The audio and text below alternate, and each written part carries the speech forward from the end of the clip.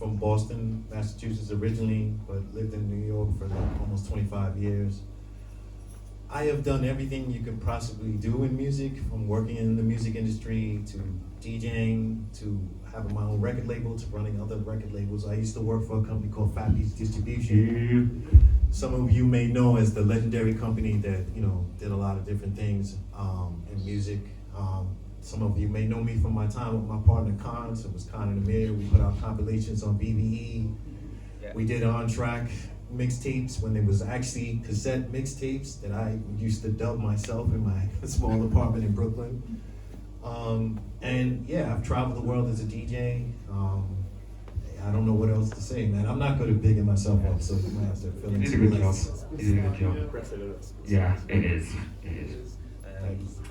So I wrote some questions down because when I'm in front of people, I get a bit nervous and forget where I am. I'm more nervous than you are. You're alright.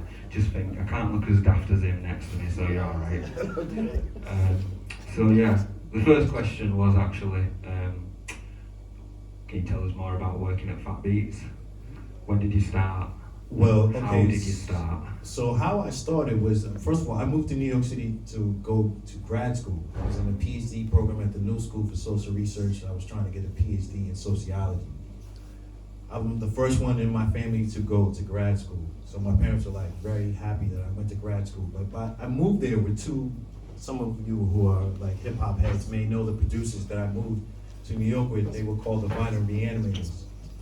You know, so they did stuff for like Edo G, Elder Head Toucher. I don't know if you remember that, Too Complex. So all that was recorded in my flat apartment. Like I'm listening to these guys bang out the drums and stuff like that. So but after a year of all of that, I was like, man, forget grad school. This is what I want to do. Because I was already a DJ, I already had records, you know, like music was my life, and I decided to my parents' chagrin that this is what I wanted to do. But because I was out of grad school, I didn't have any money, so my roommates were like, dude, you gotta pay rent, man. So they had put out this Elder Head Toucher record, and they sold some to this company, Fat Beats. We heard that they're looking for a salesperson. So that's how I started working there in late 1996. Most of those records back then were going to Japan and Europe. Most people in America weren't really down with J-Live and all these other people. They were like, who is this? So I was brought in to open up the market in America. And so that's how I started as a salesperson, selling records on the phone. Nice. And when you say grad school, because we're all English here, I think. Yeah, sorry. Most people are English. What is grad school? How old are you? I'm 24, 25. So it's like after you get your university degree, it's like a post. I don't know how you would describe it, but it's just like after you get your bachelor's degree, you can go for an MA or a PhD after that. So I wanted to go the academic route, but music was always like gnawing at me. Yeah. So I just went that route. Nice. Very interesting. Very, very interesting. What else have I got on here? Did you ever go to D&D studio? Unfortunately, no. I've never been to D&D, but I've been to all the other studios. You know, Unique, Baseline, Power Play, all those different studios. You know, especially when I was at Fat Beats, I used to go. I remember one time. I'll give you a little story. One time, I worked a lot with Showbiz from Showbiz and AG, and he called me. He was like, "Man, I got this single or this EP I'm doing with Fat Joe and a bunch of other people. Come and meet me." So I did, and we drove across the 59th Street Bridge in Manhattan, and we went into Queensbridge projects. And you know, I'm shook because I'm like, you know, this is Queensbridge, you know, like this is not a place where you just walk around, you know, like la la la. Yeah. So we go into the studio, and there was a group called Power Room. I don't know if any of you guys know them, but it's a group called Power Room. Right, and one of the DJ actually, it was his studio, so we're in there. So you know, I've been to all kind of different studios except for D&D. I wish. Right. Okay. What other questions we got on here? I've got a question here. Can you tell us more about your off-track releases? Because I love them, and I play it every single time I play. I'm not just saying this because you're here. Thank I've got you. people over there who can vouch for me. Every Okay. single fucking time I play it. Okay. At least someone's playing it, No, it's really, really good. Um, I think it's important to share music, and Yeah. from only meeting you yesterday, I can tell you're really open and really about sharing music, Oh, and yeah. that's what it's all about. No gatekeeping. Nah. Share it. I mean, cause think about it. The original artists that made the music, they only made it for themselves. They wanted everybody to hear it, you know. So Mhm. that's why I never get the gatekeeper. Like I want to, you know, Yeah. keep the music to myself. But for me, the off track started because number one, our first compilation was on this label called Seven Head Records back in 2004. They're no longer in business. They went out of business like I think a year after we did this record. And then I knew Peter from BBE, and I approached him when they used to have an office in New York. And I was like, man, I would love to do, you know, a compilation with you guys, because we got that taste, that bug, and we wanted to continue to keep doing it. He came back and he was like, man, I have this idea called Kings of Digging, you and Khan versus DJ Muro, because we were competitors at the time, you know, like he's the king of digging, and we were like, you're not the king of digging, you know, so it was like a little, you know, rivalry between us, and so we did that, and I still had the bug, and so there's a conference in France called Midem, it's in Cannes, so I was working for a company, ABB Records, which is like Dilated People's little brother, Okay. so I went out for the conference, and I told Lee, who used to work for BBE, I was like, man, I got this idea, it's called Off Track. Where me and Khan just go in. We just go in and we just display all our ill records that nobody knows, or not a lot of people know, and that, you know, we just want to show that we're music heads. Yeah. And they said yes, and so we came up with the concept of, you know, Brooklyn Queens and all that other stuff, Mhm. and that's how that started, you know. And to be honest with you, like up until like maybe 8-10 years ago, nobody was buying those records. Like, if I showed you my statements from BBE, it was like a lot of them were sitting in the warehouse. But that's how that usually happens, and you know, people kind of catch on later on. People don't appreciate stuff what's in front of them right now. Yeah, Sometimes exactly. it takes a while for stuff to be appreciated. Exactly. And you touched a bit on BB there. You know, earlier I was asking you about Dilla. Stupidly, I've actually did a bit of research on you before. And I saw you release some QUED.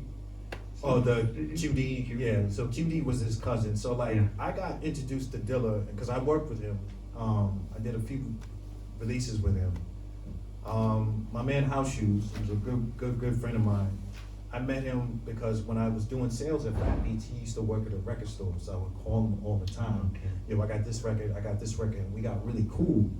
And one day he was like, man, I got this record, Fat Cat, dedication to the suckers that Dilla, well, at the time was JD, did. Do you wanna buy some? And I was like, just send me the test pressing. I got it. I was like, I want all of them. Yeah. I was like, give me all 5,000 of them. We sold all 5,000, and that record just became big. I remember when I used to go to LA, we had a store of Fat Beats in LA, and J-Rock used to work there, Babu, all the guys from the community used to work there. And I remember J-Rock used to do these ill routines with that song, and it just made everybody buy that record. Yes. I was watching people line up to buy that record, you know what I mean? And then another friend of mine, who some of you may know or may not, his name is Ramos. He's a famous guy in the music industry for all the wrong reasons. I'll get to that another time. But he was working with Dilla. When Dilla had his record label called McNasty Records, he was like, how would you like to do a record with him? I was like, yeah, okay. He brought him by Fat Beats. And he brought James Poisoner from the Soul Aquariums. Yeah.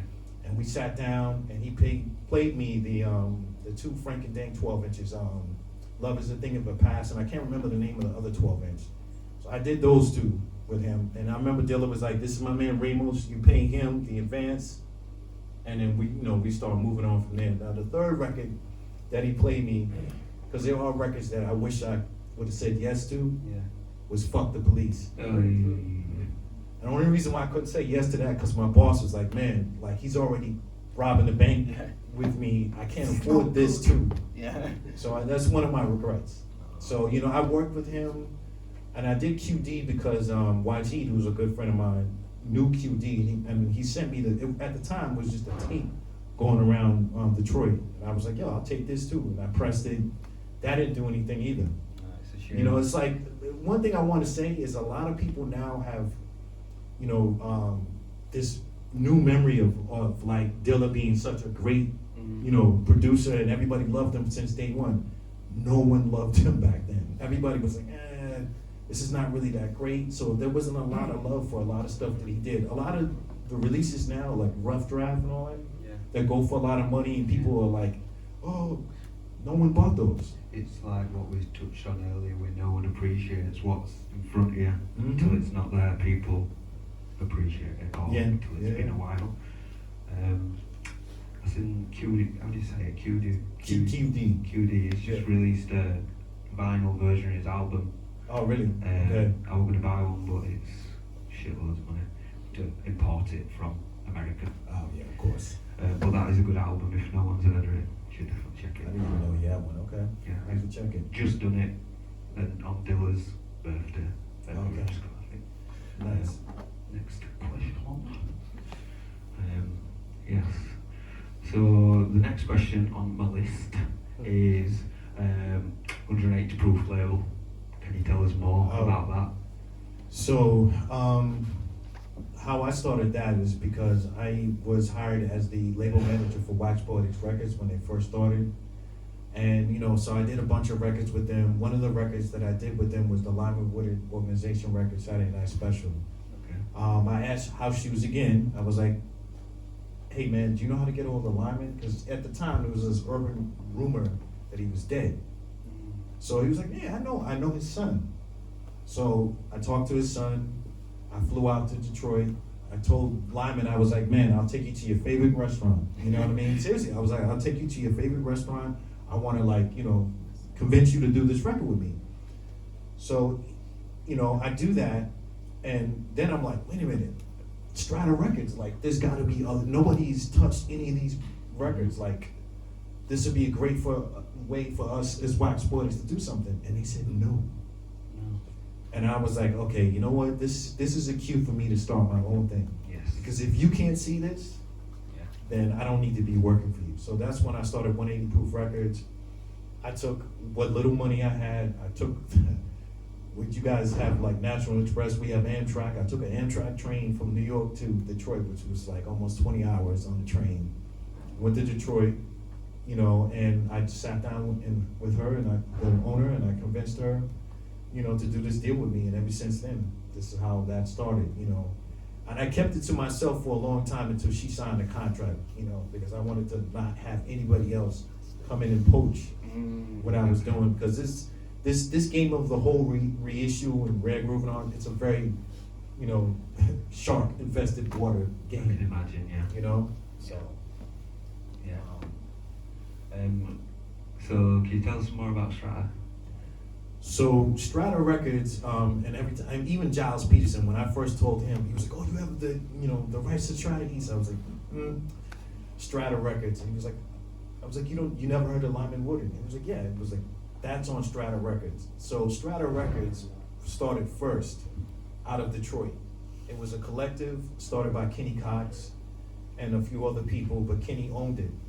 And so the way Strata East kind of came into the picture is that Stanley Cowell, Charles Tolliver, who were the owners of Strata East, they all were from the Midwest, you know, from Ohio, and Kenny was from Detroit. And so they used to jam together. And so when they decided to move to New York, it was like, you know, why don't you guys just incorporate Strata? You're gonna be there anyways. It'll be your own label. You can decide who you want to sign, keep the money, but like, since we have some synergy in terms of thought and idea and everything else, I think it would be a great idea. And so that's how that happened. And also Kenny had the idea of doing Strata West.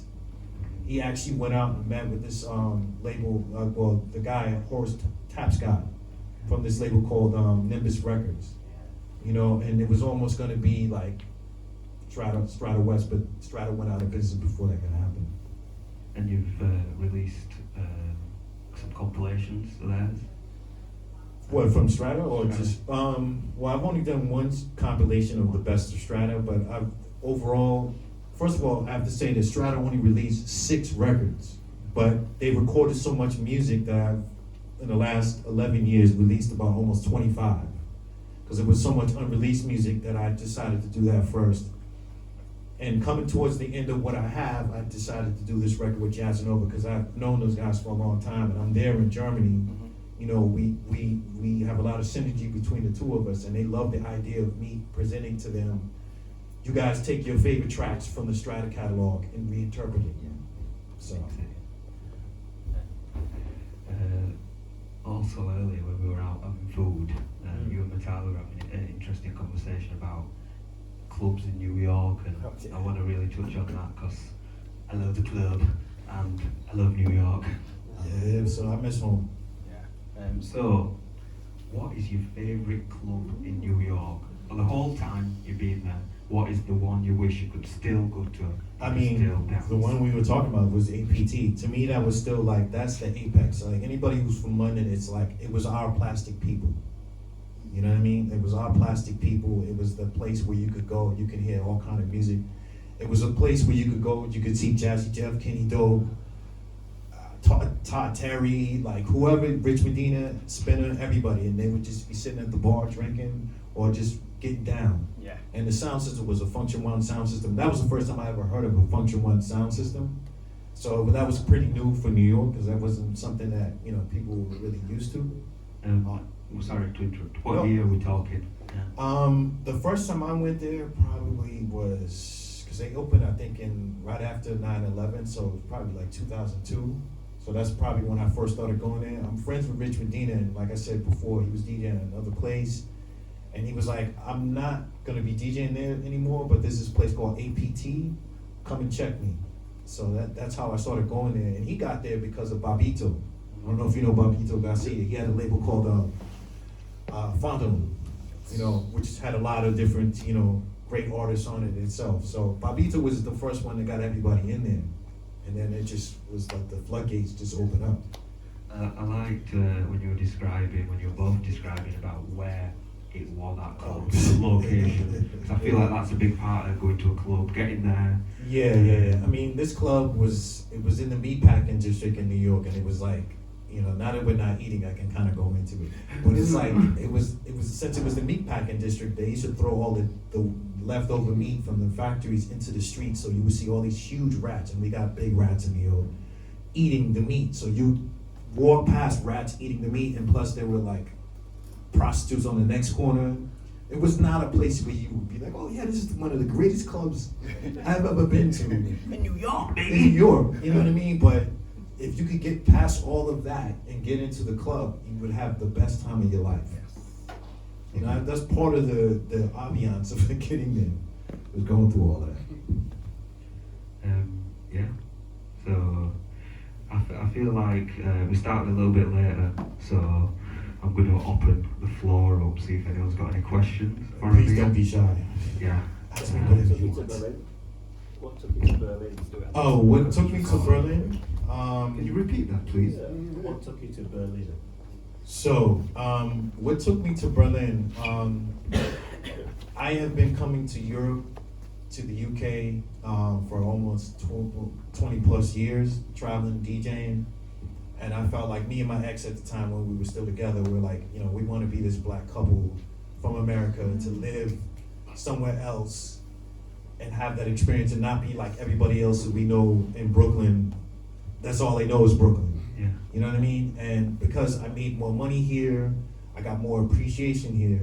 I was like, why am I gonna sit at home and have people come up to me with their damn phone all the time, asking for like some insane shit? Yeah. You know, so I just felt like I would come here. Now I chose Berlin also because it's cheaper. I would have liked to have been in London or Paris, but, Please. you know, but or let's just say the UK, but like, Okay, we can do that. but you know, I just felt like the cost was too prohibitive for me to do so, and Berlin was still central for me to, you know, jet set around Europe, you know, so. Yeah, that's the reason why I came to Berlin. Got a question at the back. You'll have to come forward because it's a short lead. What's your favourite hip hop song? That's a really, really, really hard one because there's a lot.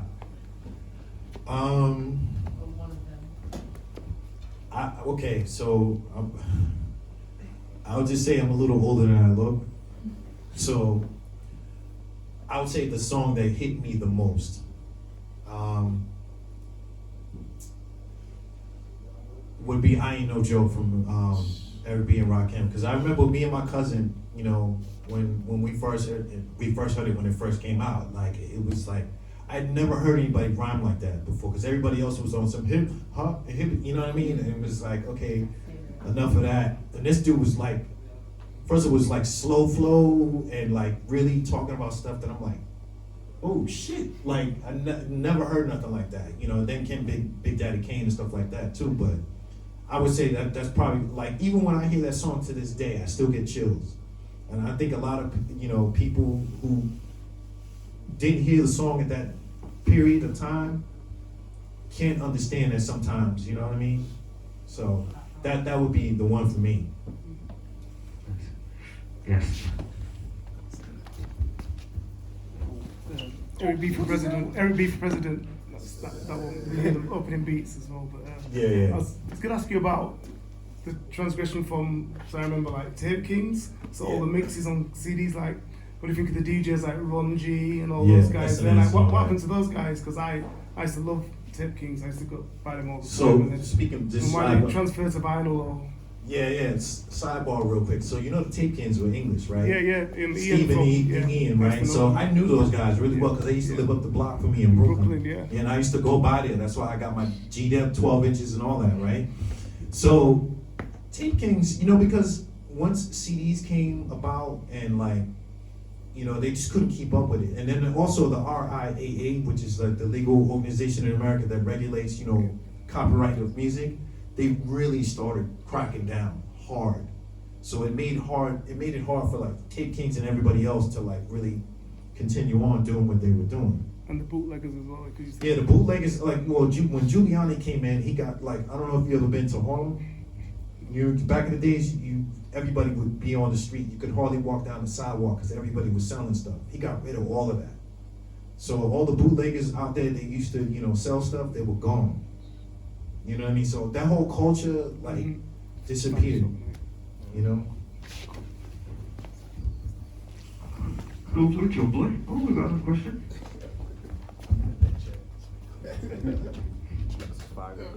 Get out your chair! Get on up. Having worked with labels like ABB and BB and having music like Little Brother, Foreign Exchange, Jazzanova, stuff that's maybe outside the center of more underground. Not everybody knows about them songs, but years later people tap in. What are some tunes what's some artists that you've come across over the years where you're like, yo, people need to know about da, da, da, da.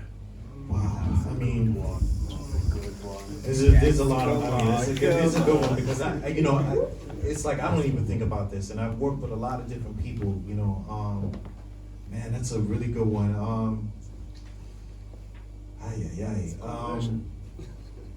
Wow, I'm just, I have to go through my mental Rolodex of some of the people that I used to work with, especially that I gave a chance to too, because he was kind of well known already, so because I can't really think off the top of the head like that special person, but like J Live is also a really good friend of mine, and he was signed to Payday Records, and Payday decided to drop him and a bunch of other people, and because I knew him, he had the masters to his record, so on the slide, without Payday knowing, I put that record out because I was like, yo, dude, you need to be heard.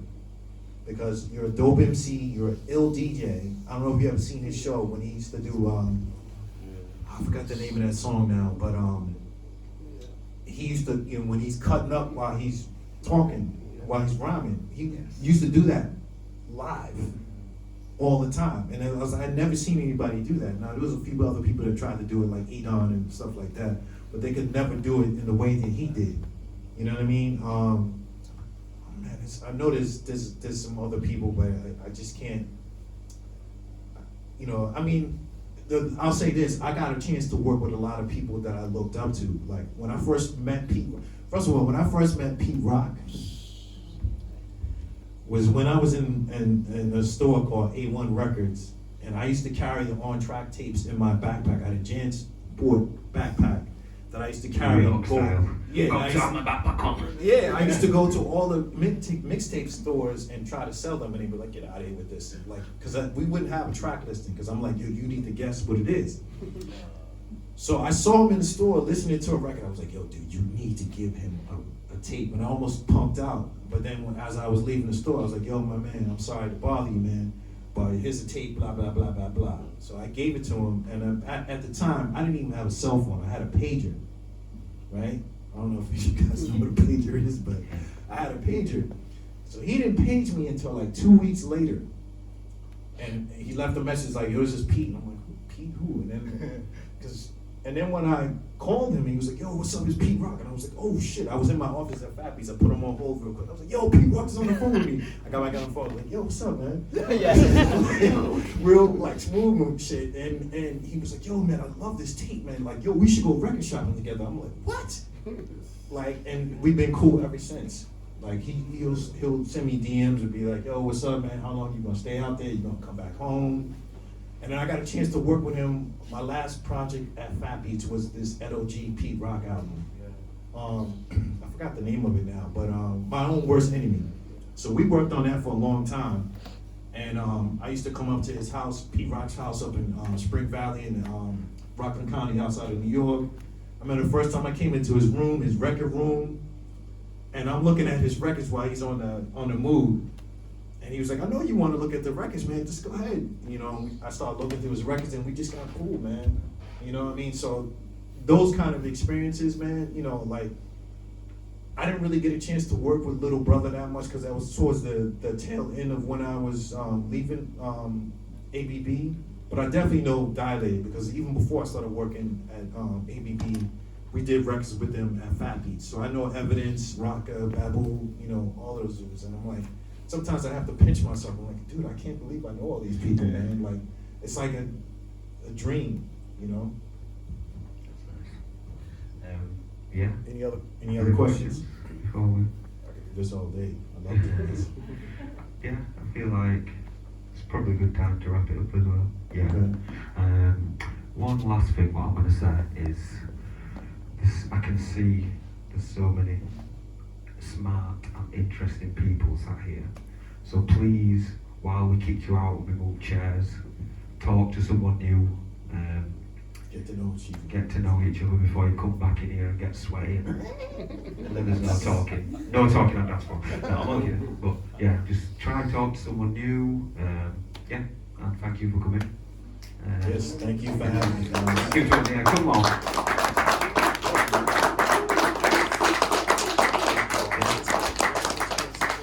It's a pleasure. Get some fucking tunes on now.